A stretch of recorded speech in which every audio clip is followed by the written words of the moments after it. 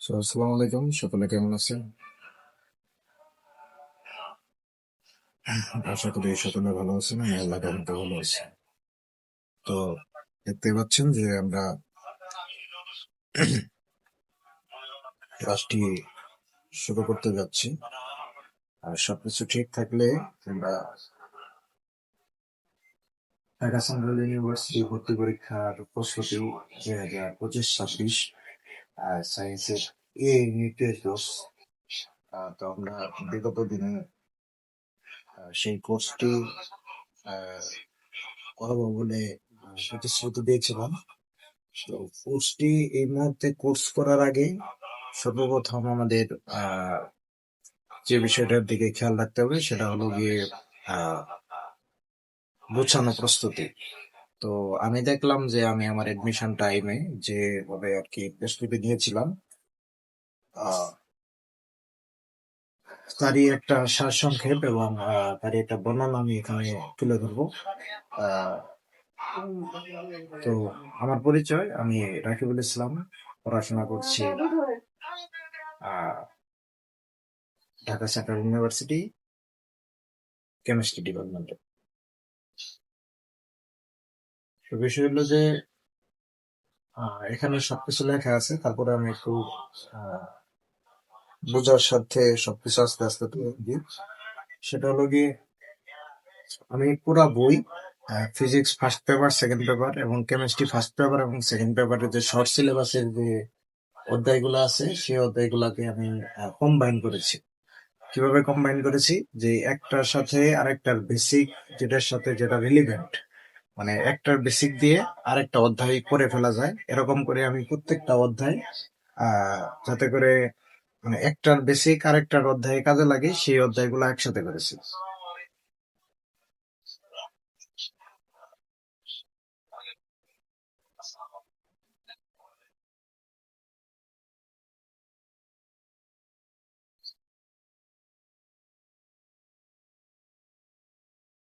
সেই অধ্যায়গুলোকে একসাথে করেছি, তার পাশাপাশি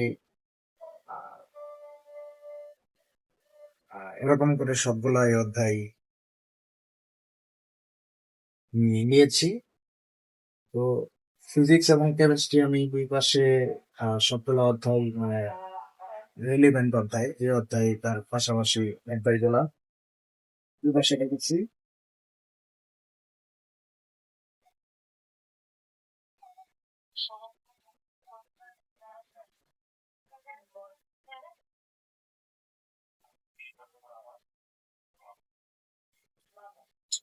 আর এই পাশে ম্যাথের ফার্স্ট পেপার এবং সেকেন্ড পেপারের অধ্যায়গুলো এই পাশে রেখেছি, আর বায়োলজি বা বোটানি এবং জুলজি অধ্যায়গুলো এই পাশে রাখছি আর কি।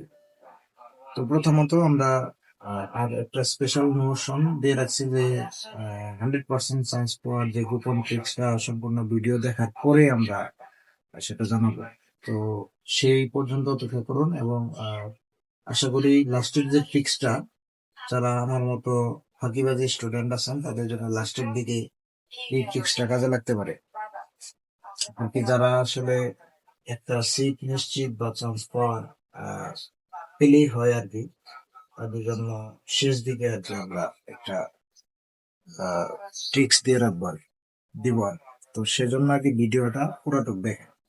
তখন আমরা প্রথমেই যে ফিজিক্স এবং কেমিস্ট্রির যে কম্বাইন অধ্যায়গুলো করেছি সেটা হলো যে প্রথমে আমরা গুণগত রসায়ন এবং তার পাশাপাশি পরমাণুর মডেল ও নিউক্লিয়ার পদার্থবিজ্ঞান অধ্যায় দুটা একসাথে রাখছি। কেন রাখছি? কারণ হইলো গুণগত রসায়নে আমরা বিভিন্ন পরমাণুর মডেল পড়ি, যেমন থমসন, রাদারফোর্ড, তারপরে বোর পরমাণু মডেল, তারপরে বিভিন্ন হাইজেনবার্গের অনিশ্চয়তার নীতি, তারপরে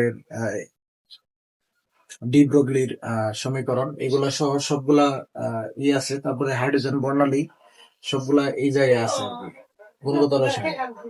ঠিক সেম ভাবে পরমাণুর আর এই জায়গায় আরেকটি বিষয় হলো যে গুণগত রসায়নে বোর পরমাণু মডেল থেকে যে পরমাণু আহ,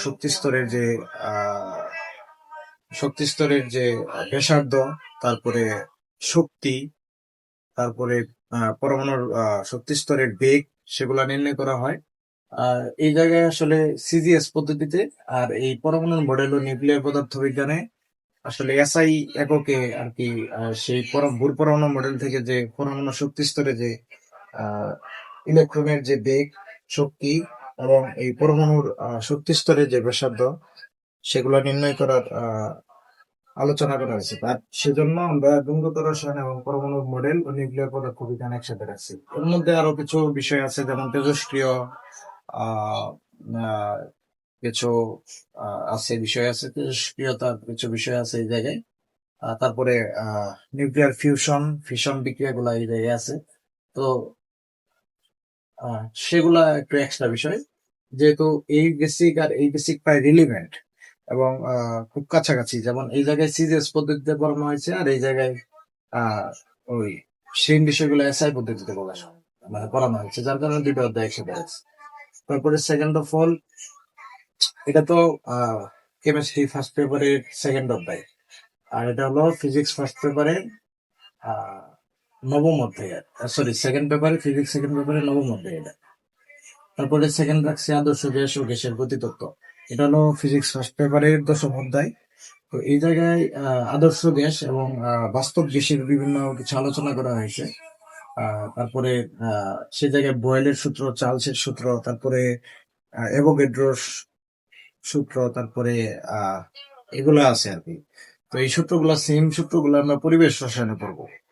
এর পাশাপাশি আছে ডাল্টনের সূত্র, তারপরে এগুলা আছে। তো এগুলা একটু আলাদা বিষয় আছে, কিন্তু বেশিরভাগ যেহেতু মিল আছে, তার জন্য আমরা এই দুইটা অধ্যায় একসাথে রাখছি, যাতে করে এই বয়েল, চার্লস অ্যাভোগাড্রো এই সূত্রগুলা আমরা এই জায়গায় কাজ করি। এছাড়াও আছে মোলার ভগ্নাংশ, এগুলাও এই পরিবেশ রসায়নে আছে আর কি। তো যার কারণে এই অধ্যায় দুটো একসাথে রাখছি।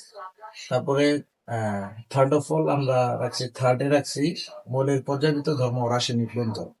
মৌলের পর্যাবৃত্ত রাসায়নিক ধর্ম এই জায়গায় আমরা কেন রাখলাম, কারণ হলো যে যখন আমরা হাইব্রিডাইজেশন করব, এই জায়গায় আমরা যখন হাইব্রিডাইজেশন করব, তখন তখন দেখতে পারি যে জৈব যৌগতে আমরা যখন sp2, তারপরে sp এবং sp3 যে হাইব্রিডাইজেশন আছে, সেই জায়গায় কিন্তু আহ, মানে আমাদের অ্যালকিন এবং অ্যালকাইনের যে আহ, আপনার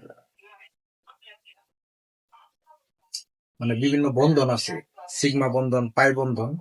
তো সেই বন্ধন গুলা করতে হলে আমাদের মৌলের পর্যাবৃত্ত ধর্ম এবং রাসায়নিক বন্ধন, এই বন্ধনটা শিখে তারপরে আমাদের সে জায়গায় যাবে। এবং কিছু বিষয় আছে, সেগুলা জৈব রসায়নে আমরা বিস্তারিত আলোচনা করবো এবং কোর্সের ভিতরে পড়াবো। তো যেহেতু বন্ধন আছে, এই জৈব রসায়নেও কিছু বন্ধন আমরা হাইব্রিডাইজেশন করতে হয়, যার কারণে আমরা এটা আর এই জৈব রসায়ন একসাথে রাখছি। তারপরে চতুর্থতে আছে স্থির তড়িৎ, চল তড়িৎ এবং তড়িৎ রসায়ন। এটা কিভাবে?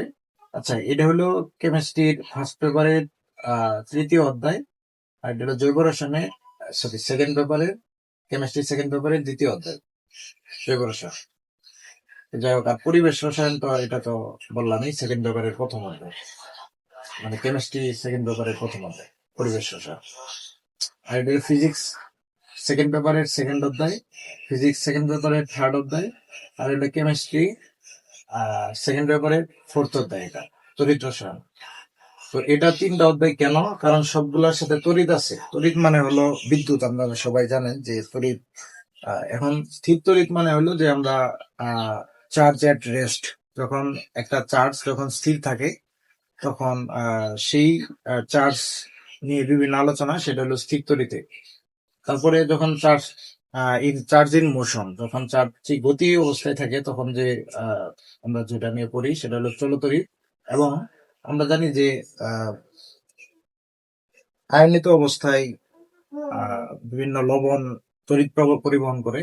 তো সেই ক্ষেত্রে যে বিদ্যুৎ যে পরিবহন আর কি, যেমন আয়নিক যৌগ যেগুলো আছে সেগুলা তো বিদ্যুৎ পরিবহন করে গলিত অবস্থায় বা দ্রবীভূত গলিত অবস্থায়।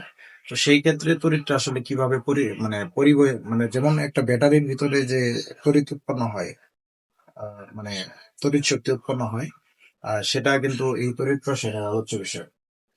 তো যার কারণে আমরা সব তড়িৎ গুলো একসাথে রাখছি, ফিজিক্সের এই দুটো ফিজিক্সের অধ্যায় আর এটা কেমিস্ট্রির অধ্যায়, যার কারণে এটার সাথে এই চলতরিতের বিভিন্ন, যেমন আমরা আপেক্ষিক রোধ পড়ি, তারপরে এগুলো সব কিন্তু রিলিভেন্ট এবং খুব কাছাকাছি। আমরা তড়িৎ প্রবাহ পড়ি, এগুলা আর কি, আপেক্ষিক রোধ, তারপরে রোধ, তারপরে এগুলা পড়ি, সেগুলা আর কি এই দুটো আমরা বিস্তারিত পড়বো। তো এইটার সাথে মিল আছে, যার কারণে আমরা সবগুলো একসাথে রাখছি। তারপরে কাজ, ক্ষমতা ও শক্তি ও তাপগতিবিদ্যা, এটা হলো ফিজিক্সের পঞ্চম অধ্যায় ফার্স্ট পেপারে, আর এটা হলো ফিজিক্সের সেকেন্ড পেপারের প্রথম অধ্যায়। তো এই দুইটা কেন রাখছি, কারণ কাজ, ক্ষমতা ও শক্তি, আমরা এই যে যে কাজ আছে, কাজ অধ্যায়টা আমরা তাপগতিবিদ্যায় আমরা বিভিন্ন প্রক্রিয়া জানি, যেমন সমষ্ণ প্রক্রিয়া, সমতাপীয় প্রক্রিয়া, আহ, তারপরে রুদ্ধতাপীয় প্রক্রিয়া, এগুলা প্রক্রিয়া যে আছে, সেই প্রত্যেকটা প্রক্রিয়ায় কাজের বিবরণ আছে। যেহেতু কাজের বিবরণ আছে, প্রত্যেকটার কাজের আলাদা আলাদা সূত্র আছে, সেই সূত্রটা আমাদের মুখস্থ রাখতে হয়। তো যার কারণে কাজের অনেক কিছুই তাপগতিবিদ্যায় আছে আর কি। যেমন কার্নোট ইঞ্জিন আছে, সেই কার্নোট ইঞ্জিনের যে কাজ, ইঞ্জিনের যে যে পরিমাণ কাজ হয় টোটাল, সেটার একটা সূত্র আছে। তো যার কারণে আমরা কাজ, ক্ষমতা, শক্তি অধ্যায়টা আর কি তাপগতিবিদ্যার যে সাথে রাখছি আর কি। তারপরে আমরা পর্যাবৃত্ত গতি ও ভৌত আলোক বিজ্ঞান, এটা হলো ফিজিক্সের এটা অধ্যায়, মোস্ট প্রবাবলি ফিজিক্স ফার্স্ট পেপারের অষ্টম অধ্যায়, পর্যাবৃত্ত গতি। আর এটা হলো ফিজিক্স সেকেন্ড পেপারের সপ্তম অধ্যায়। তো এই দুটো অধ্যায় রাখার কারণ এই অধ্যায়ের শুরুই হয়েছে তরঙ্গ দিয়ে। তরঙ্গ সম্পর্কে ধারণা না থাকলে আসলে এই দুইটা অধ্যায় আহ, অসম্পূর্ণ থাকে, যার কারণে পর্যাবৃত্ত গতি অধ্যায়ে আমরা তরঙ্গ নিয়ে বিভিন্ন কিছু আলোচনা করি। সেই বেসিকটা নিয়ে আমাদের এই জায়গায় আহ যেতে হবে, যার কারণে দুইটা অধ্যায় আমরা একসাথে রাখছি। পদার্থের গাঠনিক ধর্ম ও নিউটনীয় বলবিদ্যা, এটা হলো ফিজিক্সের সপ্তম অধ্যায়, আর এটা হলো মানে ফিজিক্স ফার্স্ট পেপারের, আর এটা ফিজিক্স ফার্স্ট পেপারের মোস্ট প্রবাবলি চতুর্থ অধ্যায়। তো এই দুটো অধ্যায় একসাথে রাখছি কারণ হলো আহ পদার্থ রিলেটেড। এটা হলো পদার্থের গঠন, মানে একটা পদার্থ সেটা, যেমন আমরা ইয়ং এর গুণাঙ্ক বের করি, তারপরে বাল্ক মডুলাস, ইয়ং মডুলাস, এগুলা বের করি, পদার্থ হোকের সূত্র, এগুলা পড়ি। তো এক কথায় পদার্থের যে গঠন আছে, সেই গঠন নিয়ে আলোচনার যে অধ্যায়, এটা হলো পদার্থের গাঠনিক ধর্ম অধ্যায়। আর নিউটনীয় বলবিদ্যা হলো যে বিভিন্ন বল, এই পদার্থের উপরেই তো বল কাজ করে, পদার্থের উপর বল ক্রিয়া করে, পদার্থ দ্বারা যে বিভিন্ন ধরনের ইকুয়েশন, জড়তার ভ্রামক, এগুলা টর্ক, এগুলা এই নিউটনীয় বলবিদ্যায় আছে। তো সেগুলো আমরা পড়ি, যেহেতু পদার্থ রিলেটেড, পদার্থ পদার্থের উপরেই মানে বল প্রয়োগ করা হয়, যার কারণে এই দুটা অধ্যায় একসাথে রাখছি। তারপরে মহাকর্ষ অভিকর্ষ, এটা ফিজিক্সের ফার্স্ট পেপারের ষষ্ঠ অধ্যায়, মহাকর্ষ অভিকর্ষ এবং আধুনিক পদার্থবিজ্ঞান, এটা হলো ফিজিক্স সেকেন্ড পেপারের আহ অষ্টম অধ্যায়। তো এই দুটো একসাথে রাখছি কারণ মহাকর্ষ অভিকর্ষের বিভিন্ন কিছু, যেমন আমরা আধুনিক পদার্থবিজ্ঞান আমরা পড়ি আহ ভর, কাল দীর্ঘায়ন, তারপরে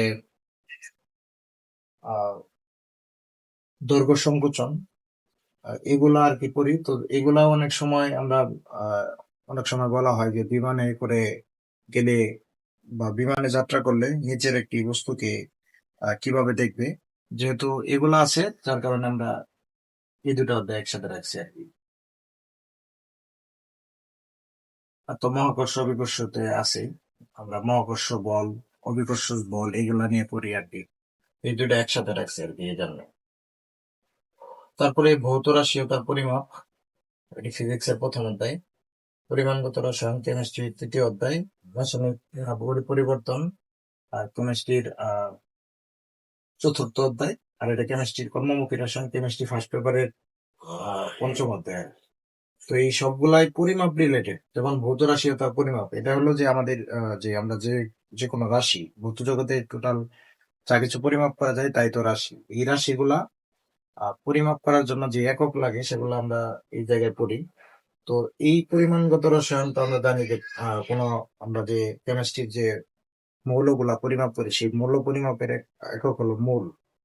আহ, তো যার কারণে প্রত্যেকটা বস্তু, যেমন ভর পরিমাপের একক হলো কেজি, তারপর সময় পরিমাপের একক হলো সেকেন্ড। তো এগুলা নিয়ে যেহেতু পড়াশোনা করি, যে পরিমাণগত রসায়নে আমাদের বিভিন্ন পরিমাণ সম্পর্কিত পড়াশোনা করতে হয়, মূল নির্ণয় করতে হয়, তারপরে আরো অনেক কিছু করতে হয়, সামনে আমরা করবো। তারপরে রাসায়নিক পরিবর্তনও ঠিক সেম ভাবে ঐকিক নিয়মের বিভিন্ন মূল সম্পর্কিত আলোচনা আর কি। বিভিন্ন পরিমাপ করতে হয় রাসায়নিক পরিবর্তনের, বিভিন্ন উপমুখী বিক্রিয়া, বিভিন্ন বিক্রিয়া করতে হয়। সেই বিক্রিয়া করে বিক্রিয়া থেকে বিক্রিয়ার মাধ্যমে উৎপাদ বের করতে হয়। তো সেগুলো আমরা এই জায়গায় বলবো আর কি। তারপর কর্মমুখী রসায়নে দেখবেন যে অনেক সময় বিভিন্ন পরিমাণ রিলেটেড থাকে, যেমন অ্যান্টি মাইক্রোবিয়ালস যেগুলো আছে সেগুলা 0.1 বলে এরকম মুখস্থ কিছু মান আছে। আচ্ছা, যার কারণে সেগুলো পরিমাণ রিলেটেড, যার কারণে এই সবগুলো একসাথে রাখছি। আর লাস্ট অফ অল এটা হলো ফিজিক্স এর দশম অধ্যায়, সেকেন্ড প্রেফারেন্স, সেমিকন্ডাক্টর। এটা একদম আলাদা, এর সাথে কোনো রিলেভেন্ট কিছু নাই, যার কারণে এটা আলাদা রাখছি। এই হলো টোটাল 10টা ভাগে ভাগ করে ফিজিক্স এবং কেমিস্ট্রির সকল অধ্যায়গুলো একসাথে আমি মানে এইভাবে পড়তাম আর কি। তো একটা অধ্যায় শুরু করলে আমরা প্রথমে গুণগত রসায়ন শুরু করলে একবারে পরমাণু মডেল ও নিউক্লিয়ার পদার্থ বিজ্ঞান শেষ করতাম আর কি। তারপরে ধরতাম এটা আদর্শ গ্যাস ও গ্যাসের গতিতত্ত্ব প্লাস পরিবেশ রসায়ন, দুইটার বেসিক কাছাকাছি, যার কারণে দুইটা একসাথে শেষ করতাম। এইভাবে সবগুলো অধ্যায় শেষ। মানে ফিজিক্স ফার্স্ট পেপার এবং second paper, chemistry first paper এবং সেকেন্ড পেপার, যে শর্ট সিলেবাস আছে সব এই জায়গায় শেষ। আরেকটা শুধুমাত্র ফিজিক্স ফার্স্ট পেপারের একটা অধ্যায়, দ্বিতীয় অধ্যায় ভেক্টর, সেই ভেক্টরটা এই জায়গায় রাখছি কারণ ম্যাথের ভেক্টর আছে, সেই ভেক্টরের সাথে এটা অনেকটা মানে কানেক্টেড, যার কারণে এটা এই ম্যাথের ভিতরে রাখছি। এই ম্যাথের ভিতরে ভেক্টর, স্ট্যাটিক্স এবং ডাইনামিক্স এদের সাথে রিলেভেন্ট, তার জন্য এই টোটাল 3টা চ্যাপ্টার একসাথে রাখছি। তো ম্যাথের ক্ষেত্রে আমরা প্রথমেই যে আমরা কোন কোন অধ্যায় ইম্পর্টেন্ট সেটা আমরা জানবো, কিন্তু এই জায়গায় ফার্স্ট অফ অল ম্যাট্রিক্স, তারপরে ট্রাইগোনোমেট্রি এবং ইনভার্স ট্রাইগোনোমেট্রি। তো আমরা জানি ট্রাইগোনোমেট্রি এবং ইনভার্স ট্রাইগোনোমেট্রি একটা আরেকটার বিপরীত। তো যার কারণে প্রথমে ট্রাইগোনোমেট্রি শেষ করে তারপর ইনভার্স ট্রাইগোনোমেট্রি। এটা দুটা একদম সেম, মানে একটা আরেকটার বিপরীত। যদি আমরা দেখি যে tan theta equal to x by y, তাহলে আমরা থিটা ইকুয়াল টু লিখতে পারি tan inverse x by y. মানে এক কথায় ইনভার্স মানে হলো কোণের মান বের করা, ইনভার্স ট্রাইগোনোমেট্রি মানে হলো সবগুলা কোণের মান বের করা, আর ট্রাইগোনোমেট্রির মানে হলো যে কোনো সমকোণী ত্রিভুজের যে কোনো দুইটি বাহুর মধ্যে একটা সম্পর্ক স্থাপন করে, সেটা হলো ট্রাইগোনোমেট্রি আর কি। তো সেটা আমরা আমাদের যখন বেসিক ক্লাস থেকে শুরু করে আমরা যখন বিস্তারিত করবো তখন আমরা আরো বিস্তারিত জানবো। তো আর এই 3টা অধ্যায় একসাথে রাখার কারণ হলো যে এই জায়গায় 3টা অধ্যায়ের ক্ষেত্রে আমার অ্যালজেব্রিক এক্সপ্রেশন বা বীজগণিতীয় রাশির বিষয়টা জানতে হয়, যার কারণে এই 3টা অধ্যায়ে যেহেতু বীজগণিত আছে, যার কারণে এই 3টা অধ্যায় একসাথে রাখছে। তারপর 2 নম্বরে রাখছে কনিক্স স্ট্রেট লাইন বা সরল রেখা, আর হলো সার্কেল বা বৃত্ত।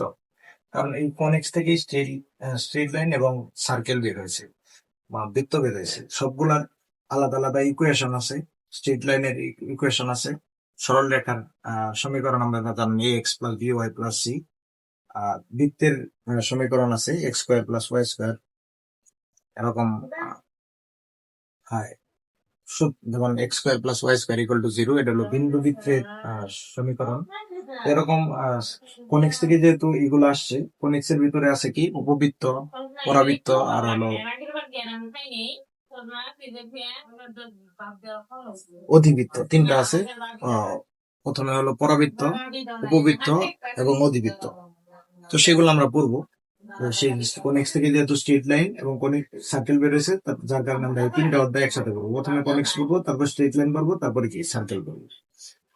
তারপর 3 নম্বরে রাখছি কমপ্লেক্স নাম্বার এবং পলিনোমিয়াল ইকুয়েশন। কারণ কমপ্লেক্স নাম্বার মানে জটিল সংখ্যা, আর হলো আপনার পলিনোমিয়াল ইকুয়েশন মানে হলো বহুপদী ও বহুপদীর সমীকরণ।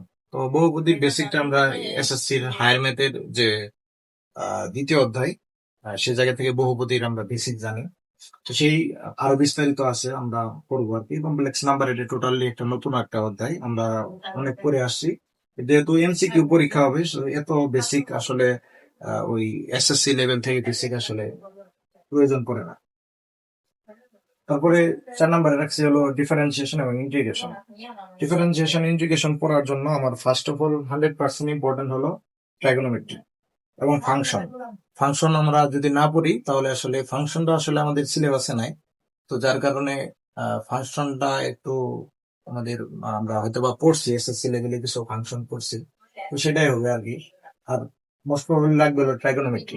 ট্রাইগোনোমেট্রির অধিকাংশ ডিফারেন্সিয়েশন এবং ইন্টিগ্রেশনের মধ্যে ট্রাইগোনোমেট্রিটা লাগে, যার কারণে যদি আমরা বলি যে প্রথমে রুট লেভেলের যে পড়াশোনা ডিফারেন্সিয়েশন বা ইন্টিগ্রেশনে, সে জায়গায় আমাদের ট্রাইগোনোমেট্রি লাগবে অবশ্যই, এবং ইনভার্স ট্রাইগোনোমেট্রিও লাগবে। এক কথায় ট্রাইগোনোমেট্রি লাগে।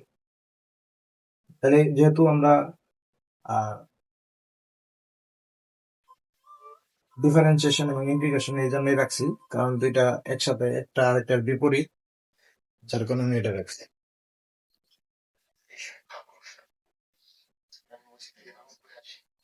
মানে এক কথায় ক্যালকুলাস গুলো একসাথে রাখছি।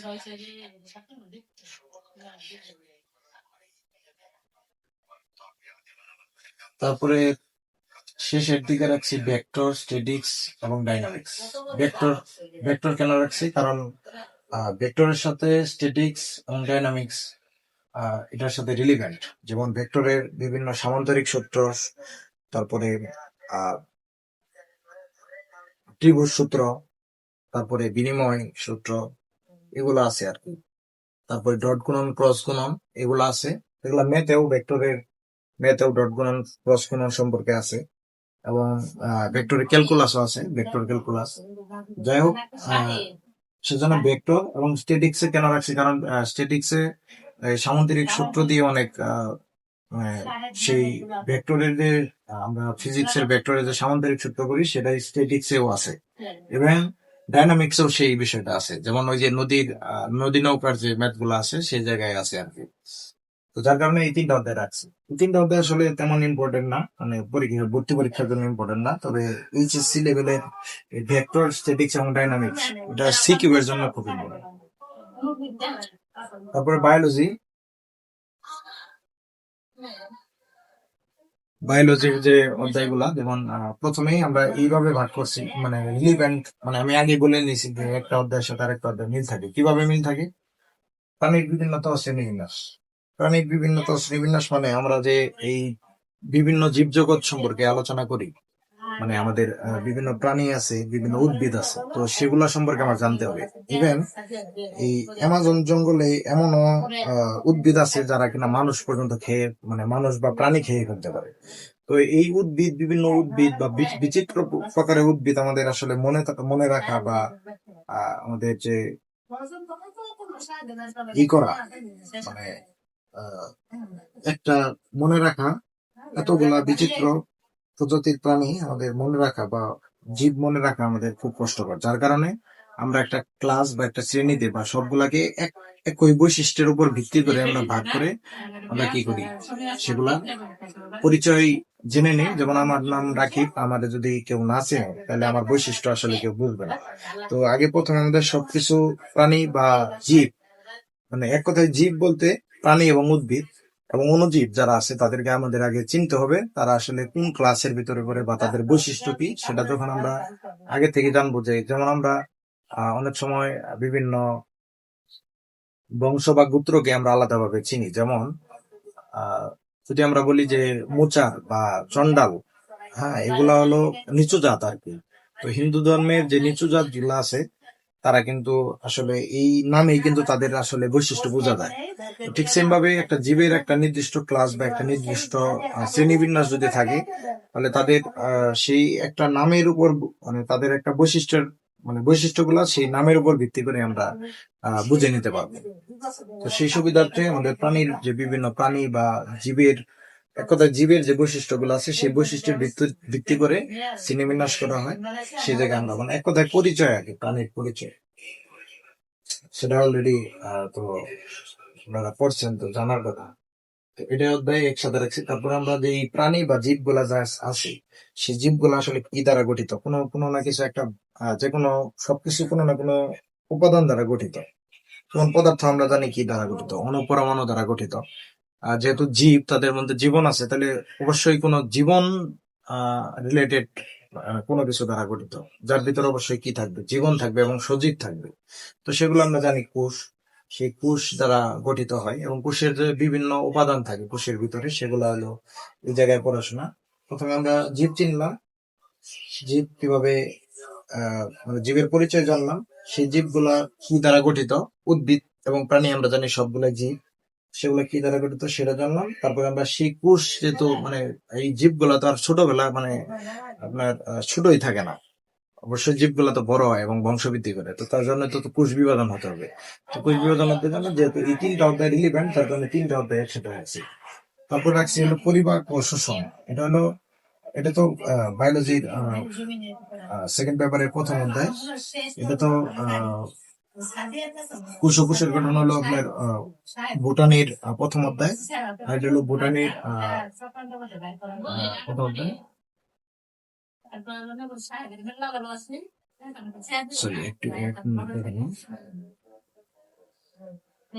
কোষ বিভাজন অথবা বোটানির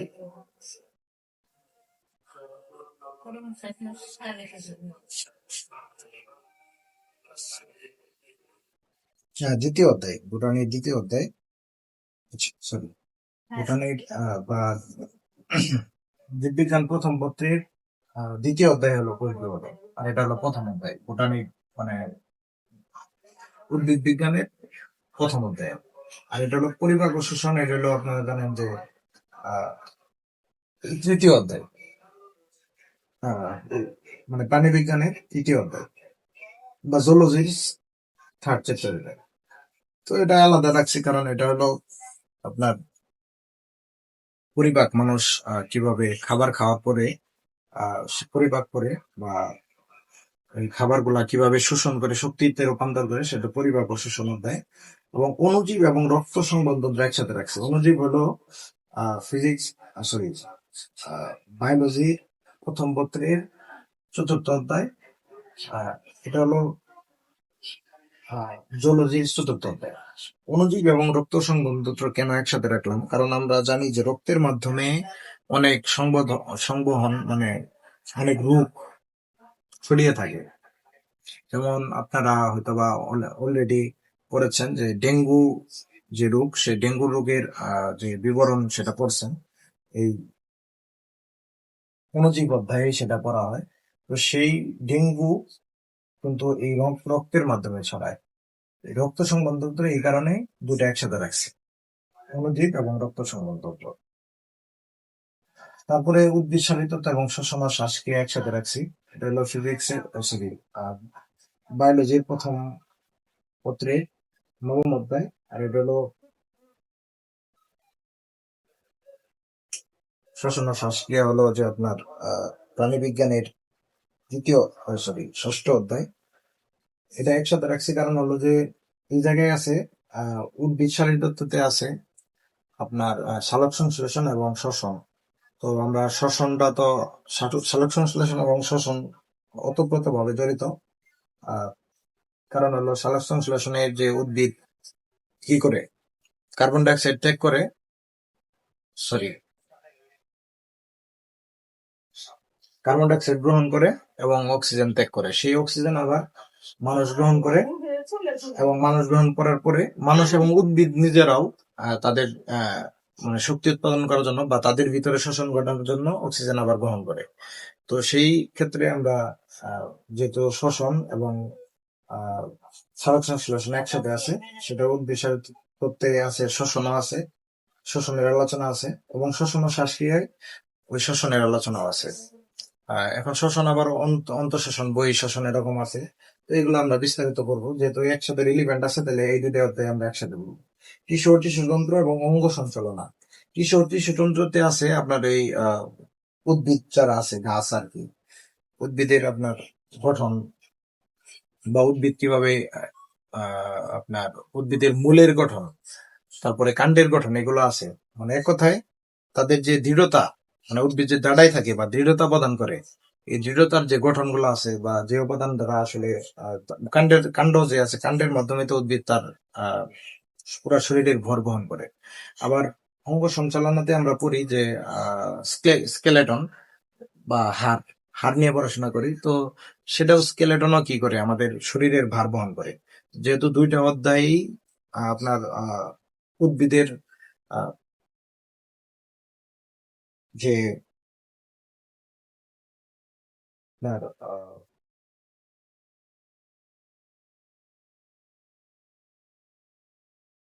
টিস্যুর মাধ্যমে উদ্ভিদ ই করতেছে, বা কাণ্ডের মাধ্যমে উদ্ভিদ তার সম্পূর্ণ ভর বহন করতেছে। এবং অঙ্গ সঞ্চালনে আমরা দেখছি যে স্কেলেটনের মাধ্যমে আমরা প্রাণীরা নিজেদের ভর বহন করি বা আমাদের দৃঢ়তা প্রদান করে স্কেলেটন আর কি। তো সে যেহেতু দুইটা অধ্যায় রিলিভেন্ট, তার জন্য দুইটা অধ্যায় একসাথে করবো, একটা উদ্ভিদের ক্ষেত্রে আর একটা প্রাণীর ক্ষেত্রে, এই ডিফারেন্স। তারপর সপ্তম অধ্যায়, এটা নগ্নবীজি অবৃতবীজি প্রথম পত্রের। তো নগ্নবীজি আবৃতবীজি তো আমরা জানি যে উদ্ভিদ আসলে যদি বীজ যদি উন্মুক্ত অবস্থায় থাকে তাহলে সেটা নগ্নবীজি, আর যদি বীজ যদি আবৃত অবস্থায় থাকে বা লুকানো অবস্থায় থাকে তখন সেটা আবৃত বীজি। সেটা আমরা উদ্ভিদ বিজ্ঞানে পড়বো, এটা আলাদা বিষয়। এবং সপ্তম যে আছে, জীব প্রযুক্তি ও প্লাস জিন তত্ত্ব বিবর্তন, এটা হলো ফিজিক্সের, সরি বারবারই ফিজিক্স আসছে, এটা হলো জীববিজ্ঞানের দশম অধ্যায়, প্রথম জীববিজ্ঞান প্রথম পত্রের দশম অধ্যায়। আর এটা হলো জুলজি 11 নম্বর অধ্যায়, জিন তত্ত্ব বিবর্তন। তো এই দুটো অধ্যায় একসাথে বলবো, কারণ আমরা এই জায়গায় ক্রোমোজোমের ভিতরে ডিএনএ এবং জিন সম্পর্কে আলোচনা আছে এই জায়গায়। জীব প্রযুক্তিতে যে জিন,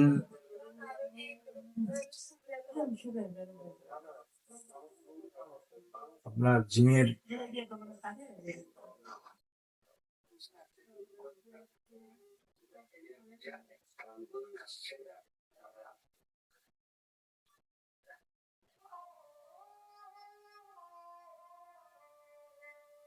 জিনোম সিকোয়েন্সিং, এগুলা বিষয়ে আলোচনা করা আছে। তো আবার জিনতত্ত্ব বিবর্তনেও আপনার জিনতত্ত্ব বিবরণেও তো জিন সম্পর্কে অনেক আলোচনা আছে। এবং বিবর্তন বলতে আপনার ওই প্রাণীর যে প্রতিনিয়ত যে আপডেট ভার্সন বা প্রতিনিয়ত যে আপডেট হওয়া, যেমন ডারউইনের মতবাদ, এগুলা বিভিন্ন ধরনের, তারপর ভাইজম্যান এগুলার মতবাদ, এগুলা মতবাদ আছে। তো যেহেতু এই দুইটা অধ্যায় জিন নিয়ে পড়াশোনা, তার কারণে দুইটা অধ্যায়ই আমরা একসাথে পড়বো। প্রাণীর পরিচিতি মানে এই যে মানে এটা হলো মানে জুলজির সেকেন্ড চ্যাপ্টার। প্রাণীর পরিচিতি বলতে রুই মাছ, তারপরে ঘাসফড়িং, তারপরে হাইড্রা, এগুলা এই তিনটা নিয়ে আলোচনা করা আছে আর কি। প্রাণী বলতে যে আমাদের এগুলা এখন জানার দরকার কি, অনেকে বলতে পারবেন যে যে মাছের গঠন ফটন এগুলো জানার, মানে আমি যখন ইন্টারমিডিয়েটে পড়তাম তখন আমি বলতাম স্যারকে যে পানির পরিচিতি, এই যে মাছ কাটা, তারপরে এই রুই মাছ পড়ার আমার কি দরকার, আমরা তো রুই মাছ রান্না করে খেয়েই ফেলি, এগুলো পড়ার কি দরকার। তো এগুলার আসলে পড়ার এই জন্যই দরকার, কারণ হলো এই রুই মাছ যে চাষ করে, রুই মাছের কিন্তু প্রজননও আছে, রক্ত সংবহনতন্ত্র, শ্বসন তন্ত্র, প্রজনন তন্ত্র, সেগুলো আছে। তো রুই মাছ আমাদের অনেক হ্যাচারিতে রুই মাছ, হালদা নদীর রুই মাছ আর কি সারা বাংলাদেশে আর কি সেই পোনা যায়। তো অনেকে বিজনেস করতেছে রুই মাছ, সেই রুই মাছের যদি আপনার কোনো রোগ থাকে তাহলে তো সেটা সমস্যা। বেশি যদি রোগ অবস্থা থাকে বা এমন হইতে পারে প্রজনন আর হচ্ছে না বা রুই মাছের ডিম আর পাওয়া যাচ্ছে না, তাহলে তো আর হইলো না। সেই রুই মাছ কি করতে হবে, যে কোনো ভাবে আমাদের সেই সম্পর্কে জ্ঞান, রোগ সহ রুই মাছের সকল কিছু জানলে আমরা কি করতে পারবো, সেই রুই মাছকে আমরা রক্ষা করতে পারবো। এবং হাইডেরও অনেক ইয়ে আছে, যেমন হিপনোটক্সিন যেগুলো আছে, যেগুলোর মাধ্যমে এখন কিন্তু মানুষের কি অজ্ঞান করা মানে বেসিক গুলো এরকম জানা যায়। তো যার কারণে অনেক কিছুই আছে প্রাণীর ভিতরে যেটা আমাদের জানলে পরে আমাদের আহ, উপকারী আর কি। তো এই হইলো টোটাল আলোচনা আর ফিজিক্সের। এখন বিষয় হলো যে এইভাবে অধ্যায়গুলো আমরা আমাদের কোর্সে রান করব, সেই কোর্সে আমরা এই অধ্যায়গুলো এইভাবেই চালু করবো। যেমন আমি গুণগত রসায়ন দিতে শুরু করি, তাহলে আমি গুণগত রসায়নের পড়ার সাথে সাথেই আমরা কি করব, এই অধ্যায়ের যে বেসিকটা আছে, যেমন কি ওই যে পরমাণুর যে শক্তি স্তরের যে ইলেকট্রনের যে বেগ, তারপরে ইলেকট্রনের যে মানে পরমাণুর যে ব্যাসার্ধ নির্ণয়, তারপরে আপনার ইলেকট্রনের যে শক্তি। তো এই জায়গায় আছে হলো সিজিএস, এই জায়গায় আছে হলো এসআই। তো আমি দুইটা আলাদা কেন করবো, একসাথে করে ফেলবো, আমার শেষ, অধ্যায় শেষ। তো এরকম আর কি। তারপর আদর্শ গ্যাসের বয়েল চার্লস এগুলো একবার পড়লে কিন্তু আমার এই জায়গায় খালি বলে দিব যে পরিবেশ রসায়নে আমরা যেহেতু আদর্শ গ্যাস ও গ্যাসের গতিতত্ত্বে আমরা পড়ছি, তো এগুলা পড়া দরকার নেই। তারপরে যখন আমরা হ্যাবিটাইজেশন পড়বো জৈব রসায়নে, তখন আমরা যে বন্ধন পড়বো, আয়নিক বন্ধন, সমযোজী বন্ধন, সন্নিবেশ সমযোজী, এগুলো পড়বো। তারপরে আপনার যেমন আপনারা জানেন বেশিরভাগ জৈব রসায়নের বেশিরভাগ যৌগের বন্ধন হলো সমযোজী বন্ধন। এক কথায় সব বন্ধনই কি, বেশিরভাগ মানে সব বন্ধনই প্রায় সমযোজী। এরকম সবগুলা রিলিভেন্ট অধ্যায়গুলো আমরা একে একে শেষ করবো। তো আজকে শেষ দিকে, ভিডিওর শেষ দিকে আমি বলছিলাম যে একটা ট্রিক্স দিয়ে দিব, যারা আসলে নর্মাল আমাদের মতো যে আর কি ছোটো কোম্পানির ছাত্র আর কি আমরা, তো মানে ব্যাক বেঞ্চার আর কি, তাদের জন্য সেটা হলো যে চান্স পাওয়ার জন্য মেনলি আসলে যে বিষয়টা ফলো করতে হবে সেটা হলো যে, এখন আমরা বলবো এই কাজটা করলে আসলে 100% কমন পাওয়া যাবে এবং এটা চান্স নিশ্চিত হবে। যেমন কিরকম, অনেকেই আছে 10 বছর 20 বছরের কোশ্চেন সলভ করে, আলটিমেটলি কোনোটা কমন পড়ে না, যার কারণে আসলে চান্স হয় না। আমি বলবো যে এই যে রিসেন্ট যে এই যে 25-26 সেশনের জিএসটি সহ যতগুলো পরীক্ষা হয়েছে, এই যে 2025-26 সেশনে যত বিশ্ববিদ্যালয়ে পরীক্ষা হয়েছে, যত বিশ্ববিদ্যালয়ে পরীক্ষা হয়েছে, সবগুলো বিশ্ববিদ্যালয়ের কোশ্চেন মানে কোশ্চেন কালেক্ট করে সলভ করতে হবে সবগুলো কথা। এখন বিশ্ববিদ্যালয় বলতে আমি যে ইঞ্জিনিয়ারিং যে বিশ্ববিদ্যালয় আছে, যেমন বুয়েট, চুয়েট, এগুলা না, যেগুলো পাবলিক বিশ্ববিদ্যালয় আছে, যেমন বিইউপি থেকে জগন্নাথ বিশ্ববিদ্যালয়, জাহাঙ্গীরনগর, তারপরে রাজশাহী বিশ্ববিদ্যালয়, খুলনা বিশ্ববিদ্যালয়, এই বিশ্ববিদ্যালয়গুলো আছে, যে সেই বিশ্ববিদ্যালয়ের সবগুলোর যে কোশ্চেন আছে, সেই কোশ্চেন সলভ করতে হবে, সেই কোশ্চেন গুলা কালেক্ট করতে হবে এবং সলভ করতে হবে। এই বিশ্ববিদ্যালয় যেমন 2025 সালে, 24 সালেরটা খুব কমই আসে, 25 সালে মানে রিসেন্ট যে ইগুলো আছে, যেমন অনেকে সেটা সেই ট্রিক্সটা আমি নিজেও জানি যে আমরা যখন অনেকগুলা বিশ্ববিদ্যালয়ে পরীক্ষা দেই, একটা বিশ্ববিদ্যালয়ের কোশ্চেন আরেকটা বিশ্ববিদ্যালয়ে হুবহু কমন। এটা আসলে সবাই মানে আর কি বলতে চায় না, কিন্তু এটাই আসলে বাস্তবতা যে 25 মানে যে বিশ্ববিদ্যালয়ে একটা পরীক্ষা দিলেন, অন্য বিশ্ববিদ্যালয়ে যায় ওই আরেকটা ইউনিটের পরীক্ষা, এই ইউনিটে পরীক্ষা দিবেন, তো দেখবেন যে কোশ্চেন ওই হুবহু কোশ্চেন কমন করছে। আর এই কোশ্চেনের যদি ইগুলা মানে অপশন গুলা যদি মুখস্থ রাখা যায়, এটা মুখস্থ বিদ্যা আসলে এডমিশন লাইফে অনেক একটা মানে মানে ভাইটাল রোল প্লে করে আর কি। তো কেন এই কাজটা করবেন মুখস্থ? কারণ হইলো যে দেখবেন যে যে জায়গায় দেখবেন মান সহ একবার হুবহু আসছে, সেটা মানটা মুখস্থ করে রাখবেন। যেমন ওই একটা জগন্নাথ বিশ্ববিদ্যালয়ের একটা কোশ্চেন আর বিউপির একটা কোশ্চেন আমাদের 24-25 সেশনে আসছিল আর কি, সেম কোশ্চেন। যেমন ওই গ্লাস পরিষ্কার করার একটা, মানে কি দ্বারা গ্লাস পরিষ্কার করলে ক্ষয় হয় না গ্লাসের ক্ষয় হয়, এরকম কিছু একটা। দুইটা বিশ্ববিদ্যালয়, মানে দুইটা না, জাহাঙ্গীরনগর সহ জগন্নাথ, জাহাঙ্গীরনগর এবং কি আপনার ইয়েতে হুবহু মানে কমন আর কি। তিনটা বিশ্ববিদ্যালয়ে একই কোশ্চেন, সেম কোশ্চেন। এবং ঢাকা বিশ্ববিদ্যালয়ে আসছিল কিনা ঠিক বলতে পারলাম না, কিন্তু জগন্নাথ, জাহাঙ্গীরনগর আর আপনার ওই বিউপি, তিনটা বিশ্ববিদ্যালয়ের কোশ্চেন একদম হুবহু সেম। তো এই হলো বিষয়। আরেকটা বিষয় হলো যে এখন প্রিপারেশন নিবেন কিভাবে। তো আমরা তো সহায়তা করবোই। আপনারা যে কোনো একটা এই কোশ্চেন ব্যাংক নিবেন, শর্ট সিলেবাসের একটা কোশ্চেন ব্যাংক। এই কোশ্চেন ব্যাংক নিবেন।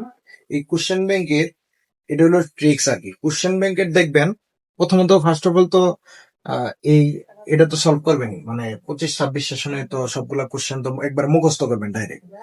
আর 24-25 সেশনটাও করবেন মুখস্থ, একবার ডাইরেক্ট মুখস্থ। এখন এর পাশাপাশি তো এই ঢাকা সেন্ট্রাল ইউনিভার্সিটি বা 7 কলেজের কোশ্চেন তো সলভ করতে হবে। তো এই যে যে মানে আমার তো এটা 24-25 পুরাতন হয়ে গেছে, তো এটা রিসেন্টের যে এই ভার্সনটা আছে, আমি তো এটা ভার্সনটা নিছি। তো এরকম কোশ্চেন ব্যাংক যে বই থাক কোনো সমস্যা নেই, এই কোশ্চেন ব্যাংক যে আছে সেই কোশ্চেন ব্যাংকের অধ্যায়ের শেষে দেখবেন যে বেসিক আছে কিছু, থাকার পরে অধ্যায়ের শেষে বা টাইপ ভিত্তিকের পরে বা টাইপ ভিত্তিকই দেখবেন যে একবার অনেক বিশ্ববিদ্যালয়ে আসছে আর কি একটা কোশ্চেন। যেমন এই যে আপনার ধরেন আমি ম্যাট্রিক্স থেকেই যদি না, বা ফিজিক্স এর ভেক্টর থেকে যদি দেখেন, বিভিন্ন টপিকস আছে, সেই টপিকস এর মানে প্রত্যেকটা টপিক 1, টপিক 2 এরকম ভাগ করা থাকে। তো যে টপিকটা দেখবেন যে বেশি কোশ্চেন আসে, মানে আপনার অনেকগুলা বিশ্ববিদ্যালয়ের একসাথে আসছে, এরকম কোশ্চেন আছে। যেমন এই যে ডিও 19-20, তারপরে 14-15, তারপরে জাহাঙ্গীরনগরে 16-17, এরকম। এই যে আবার এই যে এটা দেখেন, এই যে এটা, এই যে এই কোশ্চেনটা, এই কোশ্চেনটা জাহাঙ্গীরনগরে 20-21, ঢাকা বিশ্ববিদ্যালয়ে 20-21, জগন্নাথ 17-18, 16-17। এই যে এই কোশ্চেন, এরকম কোশ্চেন গুলা এক কথায় 3 স্টার। এই যে অনেক বিশ্ববিদ্যালয় আসে, এই কোশ্চেন গুলা মার্ক করবেন এই যে এই বই থেকে। মানে এই যে যে কোনো একটা প্রশ্ন ব্যাংকের যে ভার্সিটি আমি উদ্ভাসের সাজেস্ট করি, উদ্ভাসের যে কোশ্চেন ব্যাংক আছে, সেই কোশ্চেন ব্যাংক অবশ্যই সবার কাছে আছে। তো সেই কোশ্চেন ব্যাংকের যে মানে বেশি বিশ্ববিদ্যালয়ে মানে আসছে আর কি, সেগুলা 3 স্টার দিয়ে রাখবেন, মার্ক করে রাখবেন। পরীক্ষায় যাওয়ার আগে একদিন আগে ওই মার্ক করা কোশ্চেন গুলো পড়বেন, ওইটাই পরীক্ষার হলে যাবেন, দেখবেন যে বেশিরভাগ কমন পড়ছে। আর কমন পড়লেই চান্স নিশ্চিত।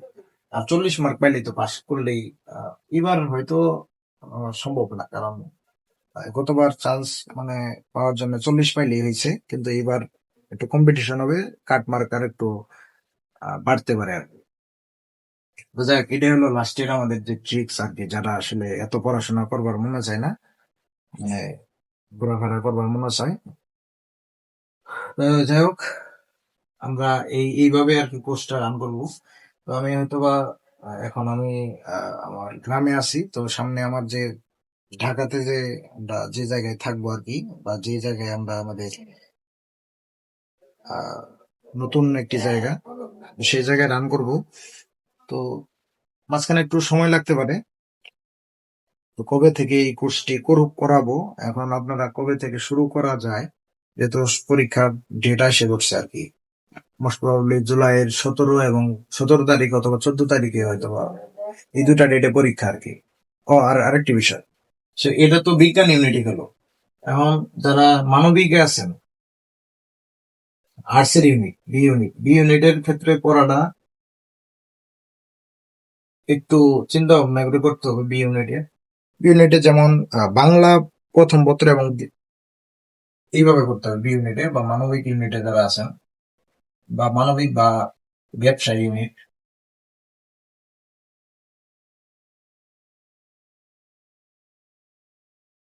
তথা বি এবং সি ইউনিট আর কি। তো এই বি এবং সি ইউনিটের ক্ষেত্রে আমরা জানি যে বাংলা, ইংরেজি এবং জেনারেল নলেজ বা সাধারণ জ্ঞান, এই তিনটা সাবজেক্ট পড়তে হয়। তো বাংলার ক্ষেত্রে বাংলা প্রথম পত্র রিডিং, বাংলা প্রথম পত্র রিডিং করতে হবে। বইয়ের যে শব্দার্থ গুলো আছে, টিকা আছে, তারপরে এগুলাই আসে আর কি, শব্দার্থ আসে, টিকা আসে, এগুলো আসে। তারপরে রিডিংটা পড়তে হবে। আবার ইংলিশ ফার্স্ট পেপারের ক্ষেত্রেও তাই, রিডিং পড়তে হবে। মানে এক কথায় ইংরেজি এবং বাংলা মিল করে পড়বেন। যেমন English first paper reading, Bangla first paper reading, এবং ইংলিশ গ্রামার এবং বাংলা গ্রামার দুইটা একসাথে পড়তে হবে। কেমনে একসাথে পড়তে হবে?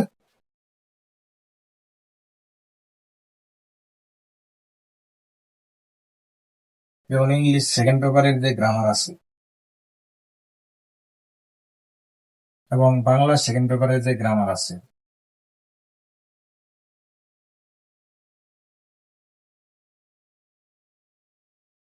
এই দুটো একসাথে পড়তে হবে। কেন একসাথে পড়তে হবে? কারণ হলো ইংলিশের, যদি আমরা বলি ইংলিশের শব্দ, ইংলিশে যেটা ওয়ার্ড, বাংলাদেশ সেটা শব্দ।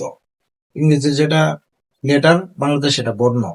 তো এরকম করে প্রত্যেকটা টপিক্সই দেখবেন যে আছে। যেমন নেরেশন, বাংলাতে উক্তি পরিবর্তন। তারপরে আপনার আহ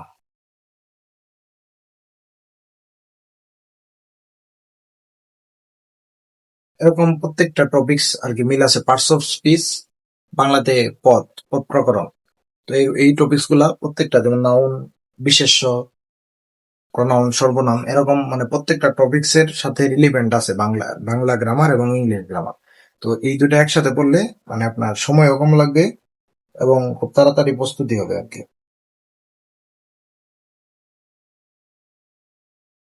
তো এই হলো বিষয়। আর আর তো তেমন কিছু নাই। আর সাধারণ জ্ঞানের ক্ষেত্রে সেখানে দুইটা পার্ট আছে। একটা হলো আপনার আন্তর্জাতিক অংশ, আর একটা হলো বাংলাদেশ বিষয়াবলী অংশ। তো সেই বিষয় থেকে খুব কম আসে। এই সাধারণ বিজ্ঞান বা সাধারণ জ্ঞান থেকে আপনার সবসময় একটা সাম্প্রতিক থেকেই 100% কোশ্চেন আসে। সাম্প্রতিক, যেমন এই যে কিছুদিন আগে সাম্প্রতিক ঘটছে, যেমন সভাপতি হয়েছে জাতিসংঘের সাধারণ পরিষদের সভাপতি ডক্টর খলিলুর রহমান, আমাদের বাংলাদেশের পররাষ্ট্রমন্ত্রী বাংলাদেশ সরকারের। তো তার সম্পর্কে এবার কোশ্চেন আসতে পারে, বড় জোর আমার যতটুকু আইডিয়া, এবং আসতে পারে। তারপর রিসেন্ট যে ঘটনাগুলা, যেমন রামিসা হত্যাকাণ্ড, সেই জায়গা থেকে কোশ্চেন আসতে পারে। রিসেন্ট যে একদা সাম্প্রতিক অংশে যে মানে সাম্প্রতিক কালে ঘটনা আর কি। তারপরে এই বর্ডার বা সীমান্তে যে উত্তেজনা, সেটা সম্পর্কে আসতে পারে, এই বিষয়গুলা। তারপরে তিস্তা মহাপরিকল্পনা, সেটা সম্পর্কে আসতে পারে। তিস্তা মহাপরিকল্পনার প্রকল্প, সেটা আসতে পারে। তারপরে আহ এই তো বিষয়, মানে এক কথায় সাম্প্রতিকের যেগুলো আছে, যেমন কারেন্ট অ্যাফেয়ার্স থেকে পড়বেন। আর সাম্প্রতিকের জন্য আলাদা হয়তোবা উদ্বাস থেকেই হয়তোবা যারা যারা জিএসটির কোর্স করছিলেন তাদেরকে দিয়েছে। তো সেই সাম্প্রতিকদের জন্য সেইটুকু পড়লেই হবে। আজকে এই পর্যন্তই। নেক্সট আমরা ঢাকা যাওয়ার আগে হয়তোবা দুই একটা ক্লাস এই জায়গায় নিতে পারি। আর আর ঢাকা গিয়ে আমরা পুরাদমে আর কি ক্লাস নেব। তো আজকে এই পর্যন্তই। অনেক বড় ক্লাস হয়ে গেল। সবাই ভালো থাকবেন। আসসালামু আলাইকুম।